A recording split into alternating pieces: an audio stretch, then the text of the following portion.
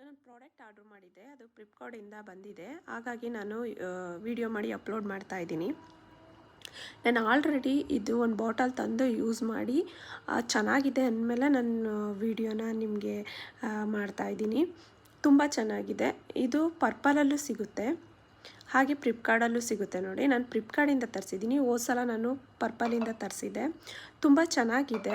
ಈಗ ನಾವು ಇದನ್ನು ಫ್ಲಾಕ್ಸಿ ಸೀಡ್ಸ್, ಇದು ಕನ್ನಡದಲ್ಲಿ ಇದನ್ನು ಅಕ್ಷಯ ಬೀಜ ಅಂತ ಕರೀತಾರೆ. ನಾವು ತಂದು ಮನೇಲೂ ಜೆಲ್ ಮಾಡಿ ಹಚ್ಬೋದು. ಜೆಲ್ ಮಾಡಿ ಹಚ್ಚೋರಿಗೆ ಟೈಮ್ ಇಲ್ಲ ಅಂತ ಹೇಳಿದವರಿಗೆ ಇದನ್ನು ತರಿಸಿ ಯೂಸ್ ಮಾಡ್ಬೋದು. ತುಂಬ ಚೆನ್ನಾಗಿದೆ. ಏನು ಕೆಮಿಕಲ್ ಏನಿಲ್ಲ, ನಾವು ಯಾವ ಥರ ನಾವು ಜೆಲ್ ಮಾಡಿ ಹಚ್ತೀವಿ ಅದೇ ಥರ ಇದೆ.